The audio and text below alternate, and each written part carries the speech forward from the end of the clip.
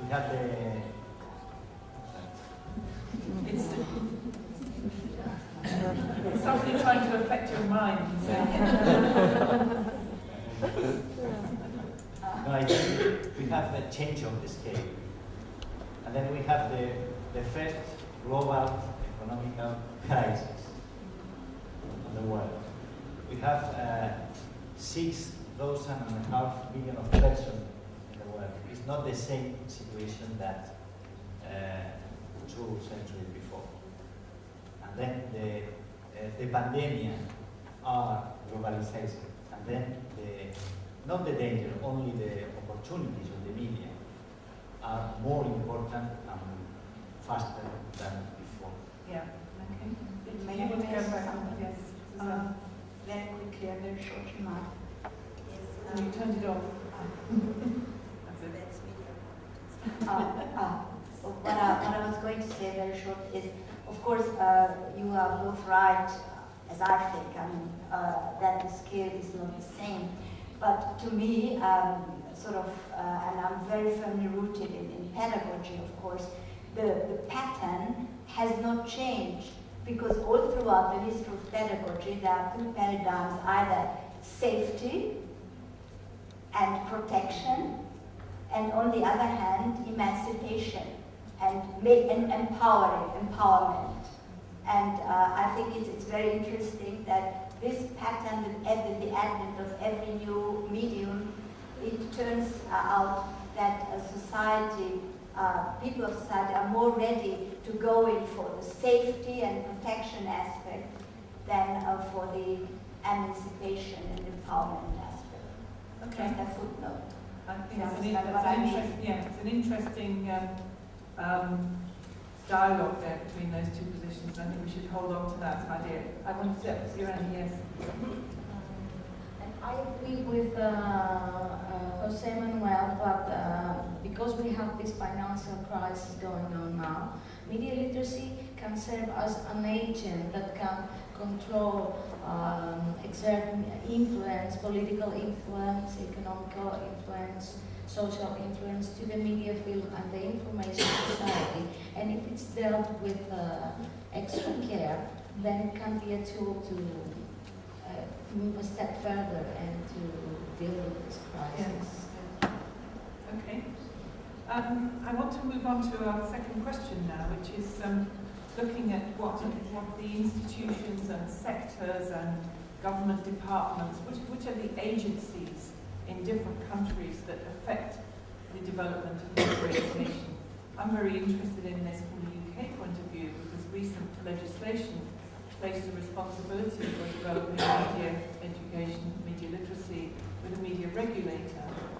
And the inevitable outcome of that has been that for, in people's perceptions, the way they see it as they come to this new idea for many people with media literacy is that it's either to do with protecting children and young people, or vulnerable people, as they put it, or it's to do with developing technical digital competences.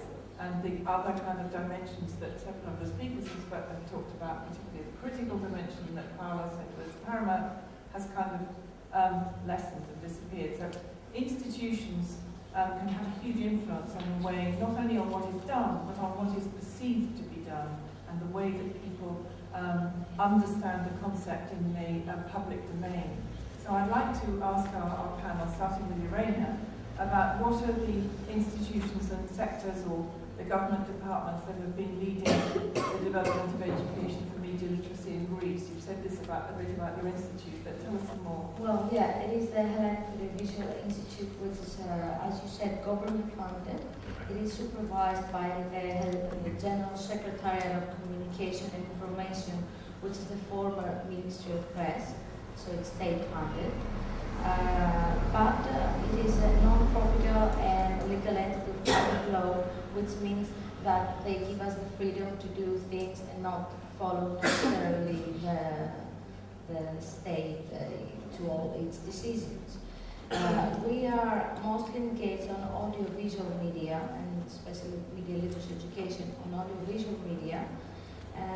But not only new technologies and digital literacy, as you rightly said, because we have some other institutions, NGOs mostly, like the Safe Internet program in Greece, and they are dealing mostly with safety issues from the internet and the new digital technologies.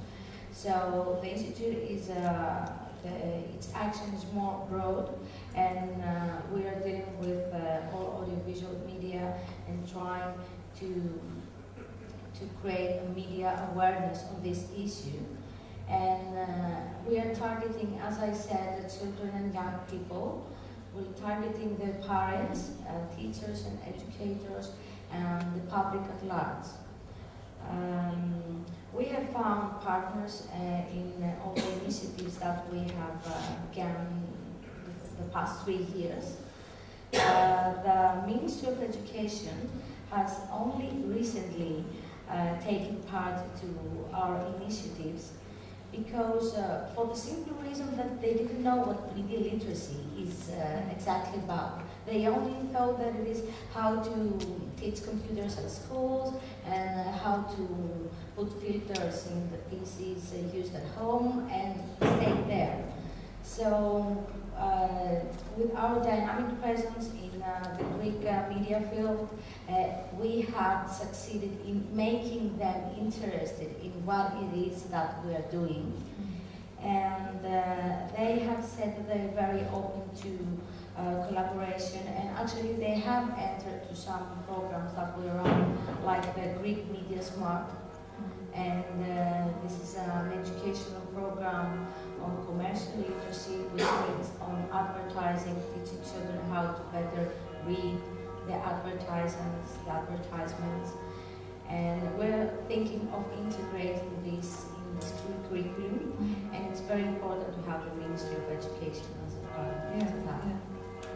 But apart from that, we have, of course, the academics, because until recently, media literacy was a term that was discussed only among the academic field. The other people did not know what it was about.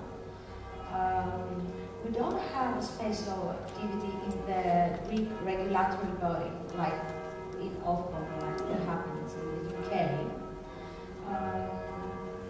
And we have activities from NGOs and cultural organizations. Now, the broadcasters and the media industry. This is something interesting because we have done some congresses and meetings of the projects we are running. We keep inviting the media people from the TV channels and radio stations. They never show up. And except from the national broadcaster, the ERT, which is the public broadcaster. So they have started to gain interest in media literacy because they see it from as a way to build a social profile, more open to the public. And the private TV channels, they just either don't have the money to deal with it or the special knowledge. They just approach it as a way to increase their profits. And it stays there, and we don't need media literacy because then we'll have to take out all the programs that are not media. Yeah. Well, they could say that you need to be media literate in order. I mean, I feel that Microsoft has a particular attitude on digital literacy, which to me reads like, if you buy our products and learn how to use them, you will be more literate. So it's using media literacy for marketing. Do you see evidence of that? Actually, what we plan to do at the Institute is in collaboration with the national broadcaster, we plan to have a national media literacy awareness campaign that will engage all kinds of media, all forms of media, audiovisual, internet, and billboards, everything, so that the public at large is more aware of the problem. And then as a consequence, the media industry will get involved because they will see something good deriving from it. But I'm interested to use the word problem. Yeah. What's the problem? What problem you mean? You said it's making people more aware of the problem. I wonder what the problem was. Oh, you mean